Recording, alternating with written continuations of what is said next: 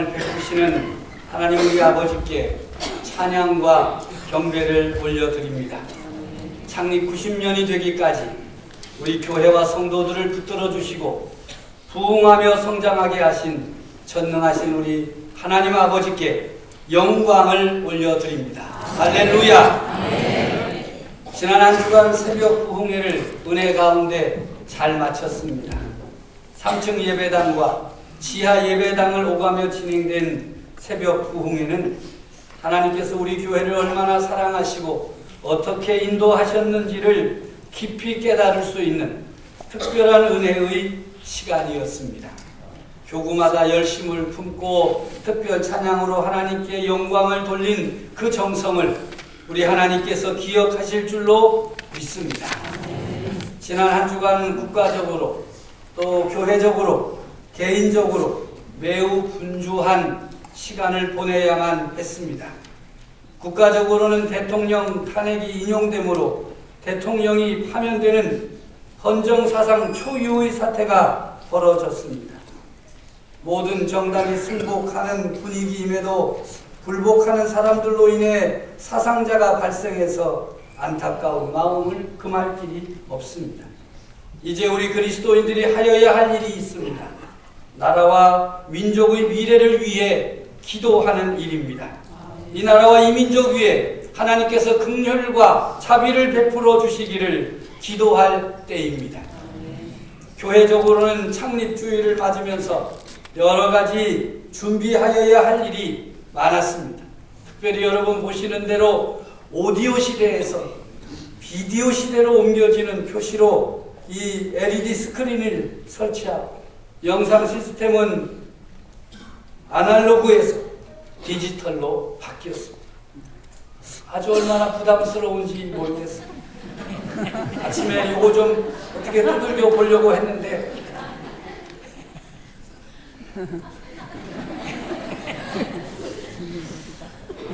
여러 가지 일들을 하면서 많은 분들이 수고하고 협력해 주신 것에 깊은 감사를 드립니다. 목회적으로는 은혜교구 담당 목사로 대신방을 시작하므로 분주한 가운데서도 성도들의 가정을 신방함으로 더 의미 있는 시간을 보낼 수 있어서 참 좋았습니다. 새벽 부흥회를 통해서 감동을 받고 깨달은 사실이 하나 있습니다. 그것은 기도가 우리의 미래를 결정한다는 사실입니다. 국가도, 교회도, 가정도, 개인의 삶도 기도를 통하여 미래가 결정됩니다. 기도하여야 할 때인 것입니다. 기도로 동역하는 성도 여러분, 힘을 모아 함께 기도합시다. 기도의 능력을 믿고 기도함으로 나라와 민족과 교회와 성도 여러분들의 삶 가운데 하나님의 능력 충만하기를 우리 주님의 이름으로 축복합니다. 성도 여러분, 여러분들은 지난 한 주간 어떻게 지내셨습니까? 평안하셨습니까? 어떤 문제와 씨름하느라고 피곤하지는 않으셨습니까? 오늘 이 시대를 살아가는 사람들에게 무엇이 문제냐 하는 질문을 던지면 매우 다양한 대답을 들을 수가 있습니다. 경제가 문제다. 정치가 문제다. 통일이 문제다. 환경이 문제다. 교육이 문제다. 청년이 문제다. 여러분, 성도 여러분들에게는 무엇이 문제이겠습니까? 혹시 전도가 문제야 생각하는 분 계십니까? 참 감사한 일입니다. 뭐야 그게 무슨 문제야. 자녀가 문제지, 건강이 문제지, 사업이 문제지. 그렇습니까? 우리 교회는 무엇이 문제가 되겠습니까? 부흥이 문제입니까? 주차장이 문제입니까? 교회 시스템이 문제입니까? 특별 새벽 기도회가 문제입니까? 여기서 문제라고 하는 것은 반드시 해결해야만 되는 것, 그것을 문제라고 합니다. 그 문제만 해결되면 살만하다 하는 것을 의미하는 것이지요. 그렇다면 함께 모여 하나님께 예배드리는 성도들에게 반드시 해결되어야만 하는 문제가 무엇이겠습니까? 어떤 문제가 해결되면 여러분 신앙생활하며 행복하시겠습니까? 우리 교회가 반드시 해결하여야만 하는 문제 뭐라고 생각하십니까? 답은 아주 단순하고 정확합니다. 생명입니다. 생명이 문제입니다. 생명의 문제가 해결되면 마음 놓고 살 수 있습니다. 왜 그렇습니까? 생명이 없으면 아무것도 아닙니다. 이 자리에 계신 성도 여러분, 여러분의 생명이 없어지면 아무것도 아닙니다. 세상의 모든 문제도 결국 생명의 문제로 귀결되어 있습니다. 경제 문제, 세월호 문제와 같은 안전 문제, 환경 문제, 교육 문제, 통일 문제 등등 그렇습니다. 생명을 지키기 위한 몸부림인 것입니다. 우리가 경험하고 알고 있는 것처럼 이 육신의 생명은 참 연약하고 유한합니다. 아무리 큰 소리를 쳐도 소용이 없습니다. 또 아무리 괴롭고 힘들어서 세상을 떠나고 싶어 해도 떠날 수가 없습니다. 육신 가운데 있는 우리들은 참으로 연약하기 그지없습니다. 그래서 이 생명의 문제를 해결해 보려고 연장해 보려고 노력해서 많은 성과를 거두었지요. 장수시대, 100세 시대를 맞이하게 되었습니다. 좀 더 지나면 끔찍하게도 120시대가 됩니다. 그런데 이로 인해서 더 큰 문제가 생겨났습니다. 젊은이들이 살기가 어려워졌어요. 부모 세대와 조부모 세대를 함께 짊어지게 되어서 고통스럽게 된 것입니다. 연금도 문제가 되고 일자리도 문제가 됩니다. 갈등만 깊어질 뿐 신통한 해결책이 없습니다. 정말 사는 것이 문제가 되고 말았습니다. 오래 살아도 문제가 되고 일찍 떠나도 문제가 됩니다. 더 큰 문제는 어느 정도 살아야 적당하게 사는 것인지 정할 수가 없다는 것입니다. 요즘에는 80대에 돌아가신 분들 조문하러 갔다가 호상입니다 그랬다가는 뺨 맞는 시대. 그럴 때는 아무 말 안 하는 게 좋아. 네? 전에는 9988 이렇게 하면 된다는데 이제 그것도 바뀌었어요. 또 정해놓는다고 해도 그렇게 살 수가 없는 인생이니 참 딱한 일이 아닐 수가 없습니다. 우리 성도들은 이 생명의 문제를 어떻게 해결하고 있습니까? 성도들 가운데 어느 누구도 자신의 생명을 주관할 수 있는 사람이 없습니다. 누구라서 자신의 생명에 대해서 자신이 있겠습니까? 생명은 오직 하나님의 뜻에 달려 있습니다. 겸손히 생명의 주관자이신 하나님 앞에 엎드려야 할 이유가 여기에 있습니다. 더더욱 우리 성도들에게 문제가 되는 것은 이 땅에서의 생명만이 아니라 영원한 생명이 문제가 됩니다. 우리 성도들의 문제는 세상 사람들과 그 차원이 달라요. 세상 사람들과 수준이 달라요. 우리는 살아도 주님의 것이고 죽어도 주님의 것입니다. 다시 말하면 육신의 생명이 있는 동안에도 하나님의 주권 아래 있고 이 땅을 떠나 하나님께 올라가도 하나님의 주권 아래 있습니다. 이 영원한 생명은 예수 그리스도를 구주로 고백하고 믿는 사람들에게 주어졌습니다. 예수님은 이렇게 말씀하십니다. 나는 길이다. 나는 진리다. 나는 생명이다.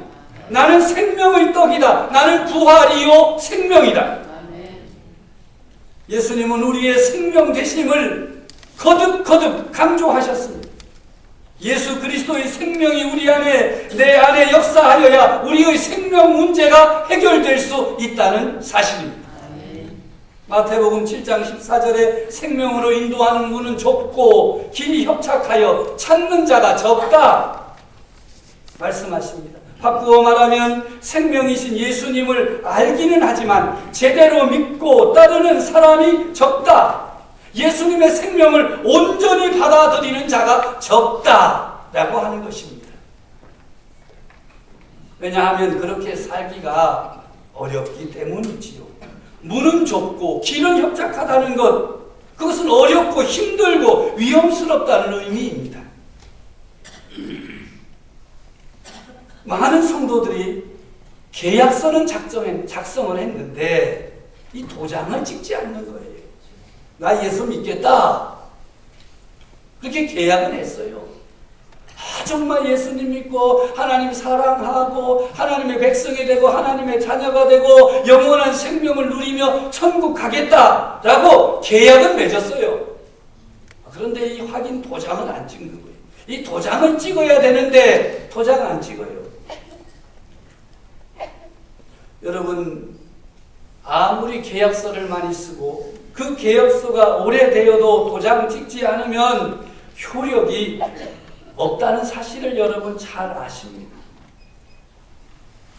이 시대의 그리스도인들이 자신의 생명이 누구의 것인지 확실하게 하지 않기 때문에 방황하거나 육신에게 져서 육신에 속한 자로 남아있게 되는 것입니다.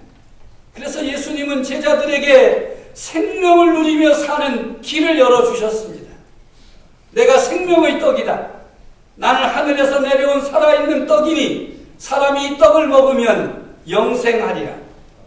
내가 줄 떡은 곧 세상의 생명을 위한 내 살이니라 선언하셨습니다. 이 선언을 듣고 사람들이 수군거렸어요. 이 사람이 어찌 자기 살을 우리에게 주어서 먹게 하겠느냐. 그러자 예수님이 이렇게 말씀하시지요. 내가 진실로 진실로 너희에게 이르노니 인자의 살을 먹지 아니하고 인자의 피를 마시지 아니하면 너희 속에 생명이 없느니라. 내 살을 먹고 내 피를 마시는 자는 영생을 가졌고 마지막 날에 내가 그를 다시 살리리니 내 살은 참된 양식이요 내 피는 참된 음료로다. 내 살을 먹고 마시는 자는 내 안에 거하고 나도 그의 안에 거하나니 나를 먹는 그 사람도 나로 말미암아 살리라. 예수님의 살과 피 먹어야 된다는 거예요. 예수님의 살과 피는 생명입니다. 이것을 먹고 마심으로 예수님의 생명을 받게 되고 영생을 갖게 되는 것입니다. 그러므로 우리 믿음의 사람들은 예수님께서 하신 말씀대로 예수님의 살을 먹고 예수님의 피를 마심으로 영생을 누려야만 할 것입니다. 반드시 예수님의 살과 피를 먹고 마시는 이 성찬에 참여해야만 합니다. 교회의 법에 따르면 수찬정지라는 벌이 있습니다. 요즘 아주 유명무실해졌어요. 하나님의 말씀에 순종하지 않거나 교회 출석을 게을리하거나 성도들 간의 다툼이 있으면 벌을 내리는데 가장 작은 벌이 수찬정지, 성찬을 받지 못하게 합니다. 요즘에는 뭐 성찬식 하니까 참석해라 그래도 안 참석하잖아요. 그런데 이전에는 그리스도인으로서 예배에 참석했는데 성찬을 받지 못하게 하는 수찬정지의 벌을 내리면 그렇게 되는 것은 자신의 힘으로 고통스럽게 살아야 하게 된 것이지. 우리나라 교회 역사뿐만 아니라 세계 교회의 역사 가운데 이 수찬정지의 벌을 받은 유명한 사람들이 있어요. 매우 고통스러운 일입니다. 참회와 회개의 증거가 있어야만 다시 성찬에 참여할 수 있도록 허락해 주었습니다. 그 시대의 사람들은 성찬을 받는 것이 바로 하나님과 연결되는 것이요 예수 그리스도의 은혜 가운데 거하게 되는 것을 확신했기 때문입니다. 우리는 이 시간 참된 양식인 예수님의 살을 기념하는 떡과 참된 음료를 기념하는 예수님의 피를 기념하는 잔을 믿음으로 받습니다. 이 떡과 잔은 믿음의 기도를 통하여 거룩하게 구별된 것입니다. 그러므로 이 떡을 먹고 이 잔을 마시는 성도들은 온전한 믿음을 고백하면서 먹고 마셔야 합니다. 성찬에 참여하는 성도들마다 담대한 선언이 있어야 됩니다. 내게 생명이 있습니다. 예수 그리스도의 생명입니다. 우리에게 생명이 있습니다. 바로 예수 그리스도의 생명이 내 안에 있습니다. 그리고 자신의 몸을 하나님이 기뻐하시는 거룩한 산 제물로 드려나가야 할 것입니다. 이러한 믿음을 고백하고 자신을 하나님이 기뻐하시는 거룩한 산 제물로 드리는 그리스도인의 공동체가 바로 예수님의 교회인 것입니다. 예수님께서 우리 교회를 왜 세우셨는가? 생명 있는 교회가 되도록 세우셨습니다. 생명 있는 성도의 공동체가 되도록 세워주셨습니다. 그리고 그 성도들이 예수 그리스도의 생명으로 충만하여 세상으로 나가서 자신을 거룩한 산 제물로 드려 세상을 구원하는 은혜의 통로로, 구원의 통로로, 축복의 통로로 살아가라고 우리를 불러주시고 생명을 주시고 교회 되게 하신 것입니다. 창립 90년을 맞는 우리 교회가 예수 그리스도의 생명으로 충만하기를 바랍니다. 더욱 오늘의 성찬을 통하여 예수 그리스도의 생명이 성도들 한 사람 한 사람의 삶 속에 차고 넘치기를 바랍니다. 그 생명으로 세상을 이기고 하나님께 영광을 올려드리는 성도 여러분들이 되어지기를 우리 주님의 이름으로 축복합니다. 하나님 아버지, 참 감사합니다. 우리들을 불러서 하나님 앞에 모이게 하시고 모여 예배드리게 하시니 감사합니다. 믿음으로 예배하며 하나님의 말씀을 받습니다. 우리에게 예수 그리스도의 생명으로 충만하라. 너희들에게 준 그대로 예수 그리스도의 살과 피를 먹고 마심으로 생명 있는 자가 되라 하신 말씀 앞에 아멘으로 응답하며 하나님 앞에 감사와 영광을 올려드립니다. 우리 온 교회가 생명으로 가득 찬 교회가 되게 하여 주옵소서. 모든 성도들이 예수 그리스도의 생명으로 충만하게 하여 주시옵소서. 예수 그리스도의 생명으로 무장한 성도들이 세상으로 나아가 믿음의 삶을 살게 하시고 세상을 이기는 자들이 되게 하시고 세상을 변화시키는 일에 자신을 제물로 드리게 해 주시옵소서. 예수님의 이름으로 기도하옵나이다. 아멘.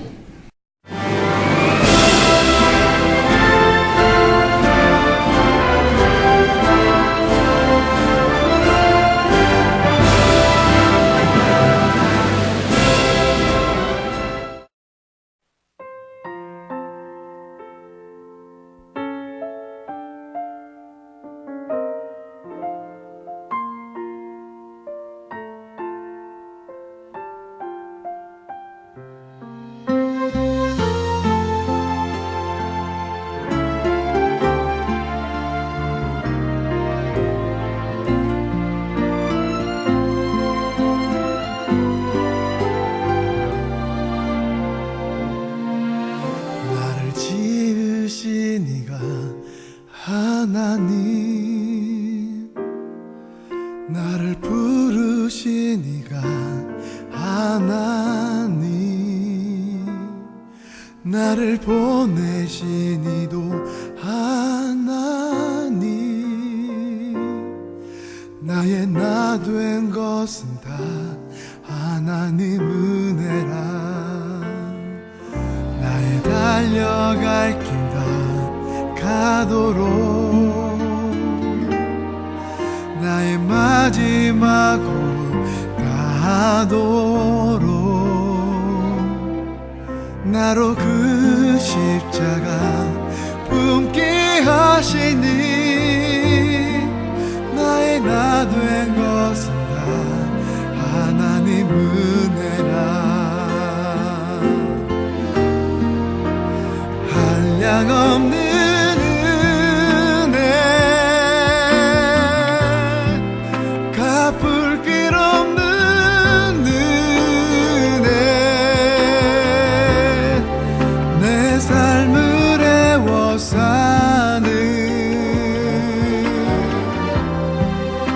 하나님의 은혜 나 주저함 없이 그 땅을 밟은 도 나를 붙드시는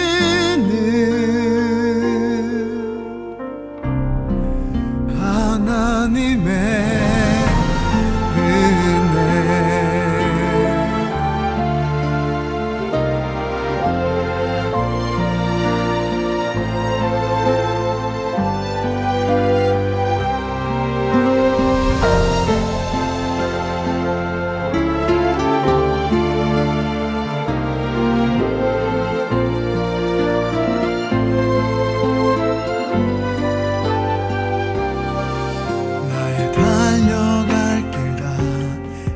다하도록 나의 마지막 호흡 다하도록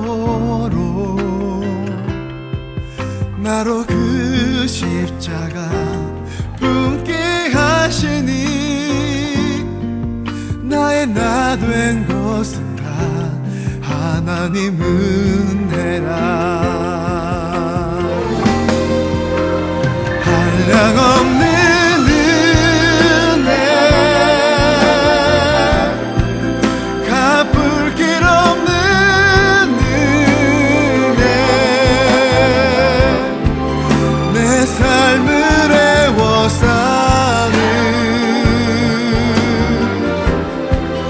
하나님의 은혜 나 주저함 없이 그 땅을 밟음도 나를 붙드시는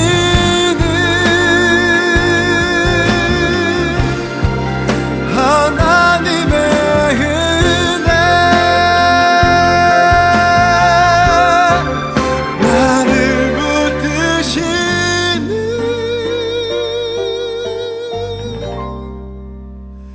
하나님의 은혜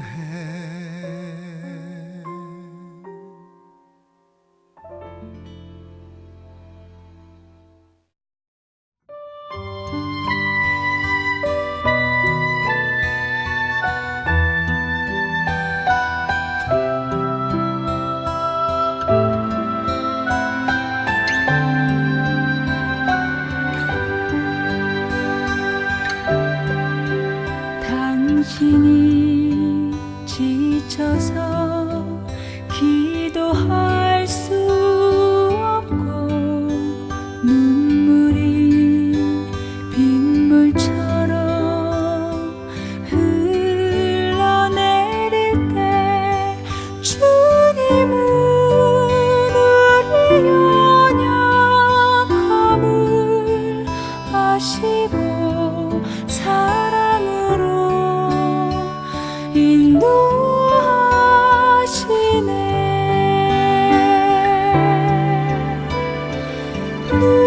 누군가 널 위하여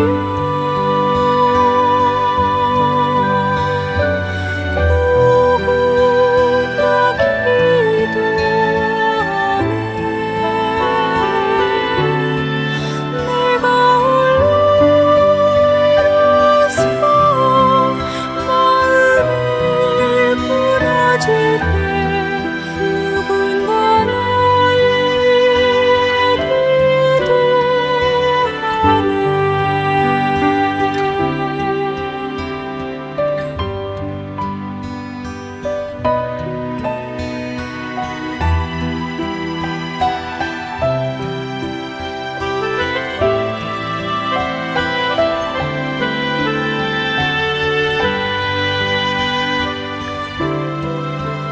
당신이